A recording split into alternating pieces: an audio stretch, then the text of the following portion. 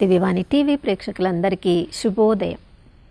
యేసుక్రీస్తు పరిశుద్ధ నామంలో ప్రియులారా, మీ అందరికీ స్వాగతం, సుస్వాగతం.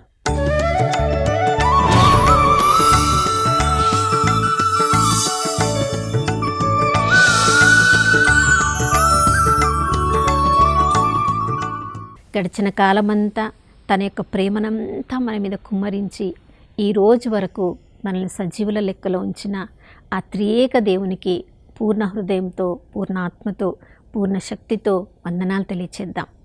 విలాప గీతంలో 3వ అధ్యాయం 22-23 వచనాల ప్రకారం ఈ నూతన ఉదయంలో కూడా తన నూతన ప్రేమను, కరుణను, కటాక్షాన్ని నమ్మదగిన దేవుడు, విశ్వసనీయుడు మనందరిపై కుమ్మరించారు. ప్రియులారా, దేవుని ప్రేమ ఎప్పుడు కూడా మనల్ నుంచి వేరు చేయబడనిది. ఆ దేవుడు మనల్ని ప్రేమించకపోతే మనల్ని సృజించే వాళ్ళే కాదు.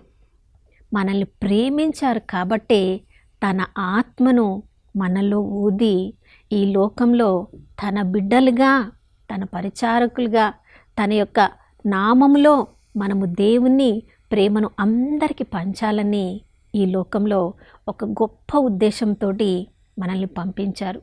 మనము కూడా ప్రతిరోజు ఆ దేవుని ప్రేమను అనుభవిస్తున్న మనము కొన్నిసార్లు శ్రమలు, శోధనలు ఎదురైనప్పుడు వాటిని తలంచుకొని మన భవిష్యత్తు కూడా ఎలా ఉంటుందో అనే బాధలో, భయంలో కూడా మన ప్రస్తుత జీవితాన్ని పట్టించుకోకుండా కొన్నిసార్లు మన జీవితానికి మనమే అడ్డంకులు వేసుకొని ఉంటామేమో.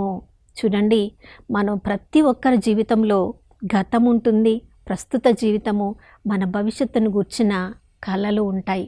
మనందరికీ మన గతాన్ని గుర్తు చేసుకున్నప్పుడు గతంలో ఏదైనా మంచి జరిగి ఉండుంటే అది ఇప్పుడు మన జీవితంలో లేకపోతే ఆ గతాన్ని తలంచుకొని విలపిస్తూ ఉంటాం. చూడండి, చక్కని మనందరి జీవితంలో ఉన్న అనుభవము, మన తల్లిదండ్రులు ఒకప్పుడు ఉన్నవాళ్ళు ఇప్పుడు వాళ్ళు మనతో లేనప్పుడు ఆ తల్లిదండ్రుల ప్రేమను అనుభవించిన దాన్ని మనం గుర్తు చేసుకుంటే వాళ్ళ ప్రేమ వల్ల మనం కన్నులో నీళ్లు, కన్నీరు కారుతూ ఉంటాయి. మన తల్లిదండ్రులు మనల్ని ప్రేమించినంతగా ఈ లోకంలో ఎవ్వరు మనల్ని ప్రేమించరు. వాళ్ళు ఉన్నప్పుడు వాళ్ళని లెక్క చెయ్యము. వాళ్ళు మన నుంచి దూరంగా వెళ్ళిపోయిన తర్వాత అప్పుడు వాళ్ళ ప్రేమను తలంచుకొని విలపిస్తూ ఉంటాం. ఇక ప్రస్తుత జీవితంలో దేవుడు మనకిచ్చిన ఆశీర్వాదాన్ని, వారి ద్వారా ఏదైనా మంచి ఈ లోకంలో మనం చేయగలుగుతున్నామంటే దాన్ని చూసుకొని మనం సంతోషిస్తాం, వందనాలు చెప్తాం, దేవునికి పాటలు పాడతాం. అంతేకాదు భవిష్యత్తులో ఏమేమి కలలు మనకు ఉన్నాయో వాటి గురించి, వాటిని ఆ నిరీక్షణ కలిగి ఉండగలిగితేనే మన జీవితంలో ముందుకు వెళ్ళగలము. చూడండి, ఇది ప్రతి ఒక్కరి మానవ జీవితంలో అందరిలో జరిగేదే. ఇశ్రాయేలు ప్రజల జీవితంలో కూడా ఎన్నెన్నో శ్రమలు వాళ్ళు ఎదుర్కొన్నారు. 137వ కీర్తన 1వ వచనంలో మనం చదువుతున్నాము, ప్రభువా, నీవు మమ్మల్ని బబులోనియా ప్రవాసంలోనికి పంపించినప్పుడు, ప్రియులారా, అసలు బబులోనియా ప్రవాసంలోనికి ఎందుకు వాళ్ళు వెళ్ళాల్సిన పరిస్థితి వచ్చింది? వాళ్ళు సబ్బాత్ దినాన్ని పాటించాలని దేవుడు వాళ్ళకి ఖచ్చితంగా చెప్పినప్పుడు సబ్బాత్ దినాన్ని పవిత్రంగా వాళ్ళు పాటించలేదు కాబట్టి ఆ 70 సంవత్సరములు బబులోనియా ప్రవాసానికి దేవుడు అనుమతించాడు. ఆ బబులోనియా ప్రవాసానికి వెళ్ళిన తర్వాత బబులోనియా నదుల దగ్గర కూర్చుండి సియోనును గుర్తు చేసుకొని మేము విలపించాము అని ఇశ్రాయేలు ప్రజలు తమ అనుభవాన్ని 137వ కీర్తన 1-2 వచనాలు చెప్తున్నారు.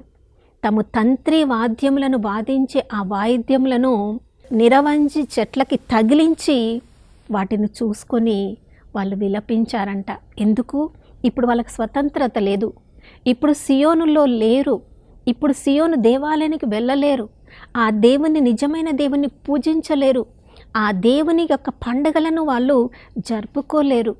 ఆ యొక్క యెరూషలేములో, సియోనులో, యూదాలో ఉన్నప్పుడు ఆ దేవుని ప్రేమను ఎంతగా అనుభవించారో ఇప్పుడు వాళ్ళు అనుభవించలేరు. అవన్నీ గుర్తు చేసుకున్నప్పుడు మేము ఎంతో దాని గురించి విలపించాము.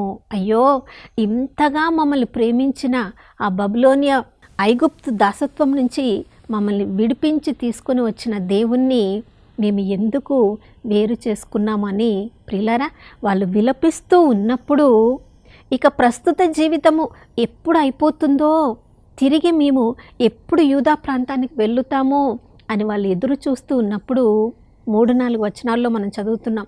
అక్కడ బబిలోనియాలో ఉన్న ప్రజలు వాళ్ళతో చెప్తున్నారంట, మీరు సియోను గురించి పాటలు పాడి మా ముందు మమ్మల్ని ఆనందింప చేయండి. మీరు అక్కడ ఉన్నప్పుడు ఎలా పాటలు పాడేవాళ్ళో ఆ పాటలు ఇప్పుడు పాడి మా మనస్సులను మీరు ఆనందింప చేయండి అంటే వీళ్ళ అనుభవము ఎలా ఉంటుంది? ఈ బబులోనియ ప్రవాసంలో ఉండి సియోను గురించి మేము ఎలా పాటలు పాడగలము? అంత గొప్ప దేవుని యొక్క ప్రేమను అనుభవించిన మేము ఈ ప్రవాసంలో ఎలా ఆ దేవునికి మేము మా యొక్క పరిస్థితులలో వందనాలు చెప్పుకోగలము? అవును ప్రియులారా, మనందరి జీవితంలో కూడా ఎప్పుడు దేవుని ప్రేమను ఆశీర్వాదాన్ని మనము అనుభవిస్తామో దాన్ని మనం లెక్క చేయం. ఆ పరిస్థితిని కోల్పోయిన తర్వాత అయ్యో ఎందుకు నేను అలా ప్రవర్తించాను, ఎందుకు అలా దేవుని నుంచి దూరంగా అయిపోయాను, ఎందుకు దేవుని యొక్క ఆజ్ఞను నేను పాటించలేదు అని ఆ ఆశీర్వాదాన్ని కోల్పోయిన తర్వాత అప్పుడు మనం దుఃఖిస్తాం. కానీ దేవుడు వాక్యం ద్వారా మరలా మనతో మాట్లాడుతూనే ఉన్నాడు. మొదటి కీర్తన 1 వచనంలో మనం చదువుతున్నాం, పాపుల మార్గంలో మీరు నడవద్దు, అపహాసకులు కూర్చుండ చోట మీరు కూర్చోవద్దు. ఇలాంటి ప్రజలు ధన్యులుగా జీవిస్తారు. కానీ ఎవరైతే ధర్మశాస్త్రాన్ని దివారాత్రములు దాన్ని ధ్యానం చేస్తారో వాళ్ళ జీవితము ధన్యవంతంగా ఉంటుంది. ప్రియులారా, ప్రతిరోజు మన జీవితంలో కూడా ఇక గతాన్ని గురించి దాన్ని మనం ఆలోచించడము మానివేసి ఇప్పుడు ప్రస్తుత జీవితంలో మన జీవితాలు ధన్యకరంగా ఉన్నాయా? మనం అష్టభాగ్యాల్లో చదువుతున్నాం, వినమ్రత కలిగిన వాళ్ళు ధన్యులు అంటున్నాడు. దేవుని పరిచర్య కోసం తన జీవితంలో కష్టాలు నష్టాలు అనుభవించిన వాళ్ళు ధన్యులు అంటున్నారు. దేవుని రాజ్యాన్ని స్థాపించడానికి ఎవరెవరైతే ప్రయత్నిస్తారో వాళ్ళు ధన్యుడు అని చెప్తున్నారు. వినమ్రులుగా ఉన్న వాళ్ళు ధన్యులు, భూమికి వారసులగుదురు. దేవుడు ప్రతి క్షణము మనకు అవకాశం ఇస్తూ ఉన్నారు. మరి మన ప్రస్తుత జీవితంలో ధన్యంగా జీవించడానికి దేవుడు చూపించిన ఇరుకైన మార్గంలో నడవడానికి మనం సిద్ధంగా ఉన్నామా? ఇక ప్రస్తుత జీవితంలోనే ఆనందం లేకపోతే మన భవిష్యత్తులో మనం ఎలా దేవుని ఆశీర్వాదాన్ని పొందగలము అని అనుకుంటున్నామా? తప్పకుండా పొందగలం ప్రియులారా. ఎందుకంటే ప్రభువు అన్నీ కూడా మన కొరకు సిద్ధం చేసిన దేవుడు. మీ గొప్ప ఆశీర్వాదం కోసం కలలు కనండి అని ప్రభువు చెప్తున్నారు. వాళ్ళు బబులోనియా ప్రవాసం నుండి, ప్రభా ఈ 70 సంవత్సరముల తర్వాత ఒకరోజు తప్పకుండా నువ్వు మమ్మల్ని బయటికి తీసుకుని వెళ్తావు అని దానియేలు సత్యము తెలిసిన వాడు తన కొరకు, తన జాతి వారి పాపముల కొరకు పశ్చాత్తాపపడి ప్రార్థన చేశాడు. కాబట్టే బబులోనియా ఆ ప్రవాసము నుండి వారికి విడుదల కలిగి మరలా వాళ్ళు యెరూషలేమునకు చేరుకొని ఆ నిజమైన దేవుణ్ణి, తమ సొంత దేవుణ్ణి వాళ్ళు ఆరాధించగలిగారు. మన భవిష్యత్తులో దేవుడు చేయబోయే కార్యాల గురించి మనం గొప్ప గొప్ప కలలు కనాలి ప్రియులారా. చూడండి, ఆదికాండం 37వ అధ్యాయంలో మనం చూస్తున్నాం, యోసేపుకి ఏమని పేరు పెట్టారు వారు?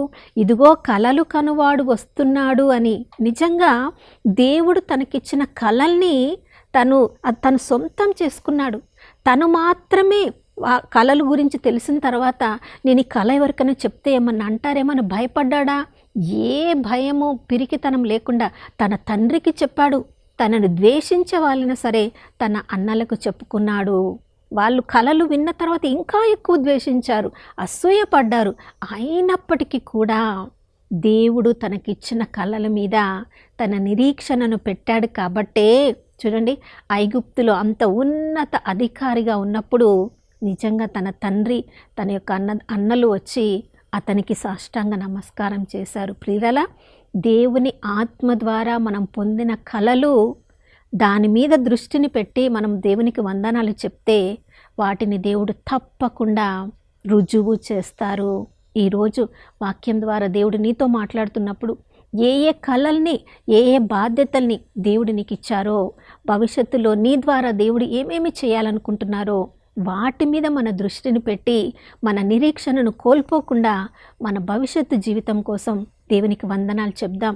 అంతేకాని గతంలో ఏదేది మనం సాధించామో ఇక అది మనకు దూరం అయిపోయిందని విలపిస్తూ ఉండడం కాదు, కానీ మన ప్రస్తుత జీవితంలో దేవుడు మన ద్వారా చేస్తున్న గొప్ప గొప్ప కార్యాలన్నిటికీ దేవునికి వందనాలు చెప్పి, ఇప్పుడు మాత్రమే కాదు ప్రభా, మా చివరి ఊపిరి ఉన్నంత వరకు కూడా మీ ఆత్మ ద్వారా మీరు మమ్మల్ని నడిపిస్తారు అని ప్రతిరోజు నోటితో ప్రకటించుదాం, విశ్వాసంలో జీవించుదాం, ప్రభు నామానికి సాక్ష్యంగా ఉందాం. అటువంటి కృపను మనందరికీ అనుగ్రహించమని ప్రార్థించుకుందాం. నాతో కలిసి ప్రార్థించండి.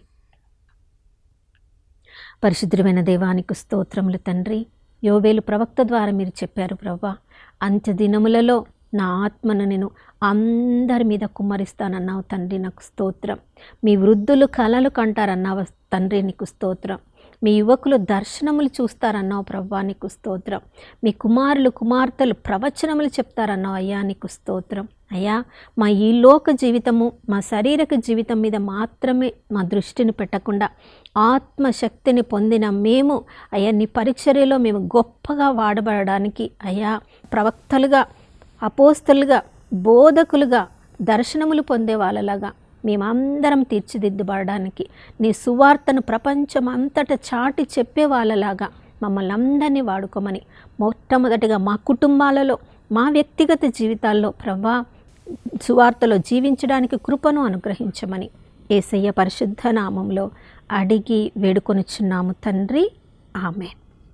అవును ప్రియులారా, దైవోక్తి లేని చోట ప్రజలు వాళ్ళు నాశనం అవుతారు.